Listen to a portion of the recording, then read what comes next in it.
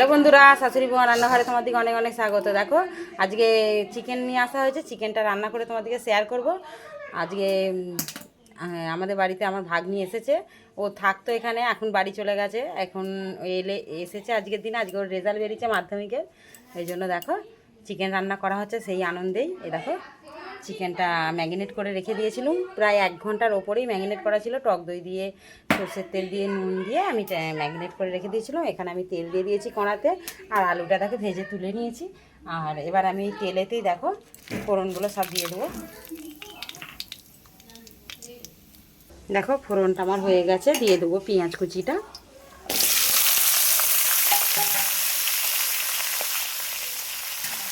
পেঁয়াজ কুচিটা ভালো করে ভাজা করে আমি ভেজে নিয়ে তোমাদেরকে আবারও শেয়ার করবো, তোমরা ভিডিওটা দেখতে থাকো। দেখো বন্ধুরা, পেঁয়াজটা ভাজা হয়ে গেছে, দিয়ে দেবো আদা রসুনের পেস্ট।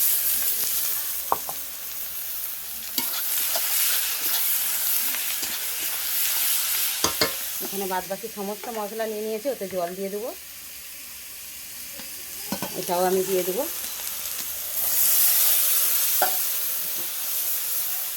দিয়ে মশলাটা ভালো করে কষাই। দেখো মশলাটা আমার কষা হয়ে গেছে, এবার চিকেনটা যে ম্যারিনেট করা ছিল ওটা ঢেলে দেবো, দিয়ে ভালো করে মশলার সঙ্গে আমি কষিয়ে নেবো, চাপা দিয়ে কষাবো। হয়ে গেলে তোমাদেরকে আবারও শেয়ার করবো, তোমরা দেখতে থাকো ভিডিওটা অবশ্যই। দেখো বন্ধুরা, চিকেনটা কষা হচ্ছে, এখনও কষতে অনেকটাই বাকি আছে।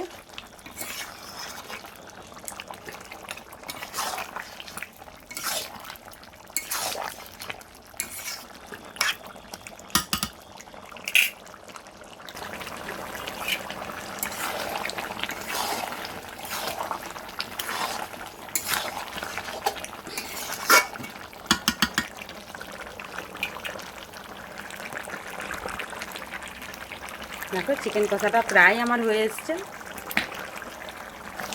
দেখো বন্ধুরা, চিকেন কষাটা আমার একদম রেডি হয়ে গেছে। তোমাদেরকে প্রথম থেকে শেষ পর্যন্ত পুরো ভিডিওটা দেখেছি, অবশ্যই কমেন্ট করে জানাবে আমার চিকেনটা তোমাদের কেমন লেগেছে।